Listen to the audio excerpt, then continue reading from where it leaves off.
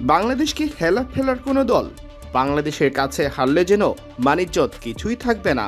আহমেদ শেহজাদ তাই সতর্ক করেছেন পাকিস্তানকে, বাংলাদেশের কাছে হারাই যাবে না, প্রয়োজনে বাবর আজমকে সঙ্গে নিয়ে যাও। আর কদিন পরেই বাংলাদেশ সফরে আসছে পাকিস্তান। মিরপুরে টাইগারদের বিরুদ্ধে খেলবে 3টি ওয়ানডে।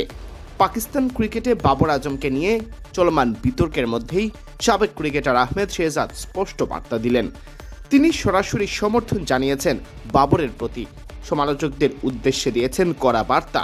বাংলাদেশ সফর সামনে রেখে পাকিস্তান দলে বাবর আজমের থাকা না থাকা নিয়েও কথা বলেছেন। জিও নিউজের এক অনুষ্ঠানে শেহজাদ বলেন, 2027 বিশ্বকাপের প্রস্তুতি এখন থেকে শুরু করে দিন।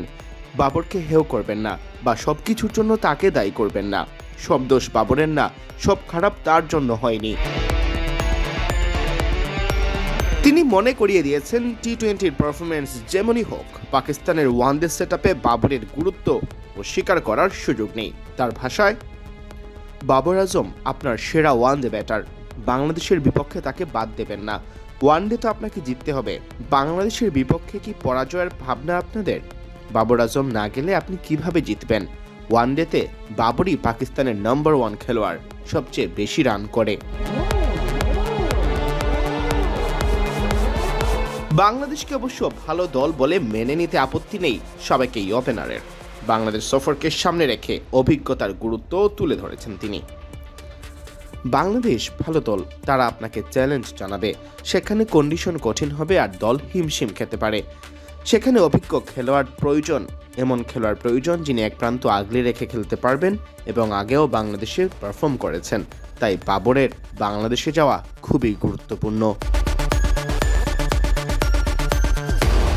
শুধু তাই নয়, বাবরের ফর্মে ফেরার ক্ষেত্রেও এই সিরিজকে বড় সুযোগ হিসেবে দেখছেন শেহজাদ। জানালেন, বাবরের বাংলাদেশে যাওয়া আরও 2টি কারণে দরকার। প্রথমত, সে ফর্মে নেই এবং দ্বিতীয়ত, সে অনেক দিন ধরে ওয়ানডে খেলে না। এই সিরিজ খেললে আবারও সে চালু হবে। শেষের তার দৃঢ় উচ্চারণ, বাংলাদেশের বিপক্ষে হারতে পারেন না, এটা মনে রাখতে হবে। তাই অবশ্যই বাবরকে নিয়ে যেতে হবে। সিয়াম চৌধুরী, বিডি ক্রিক টাইম।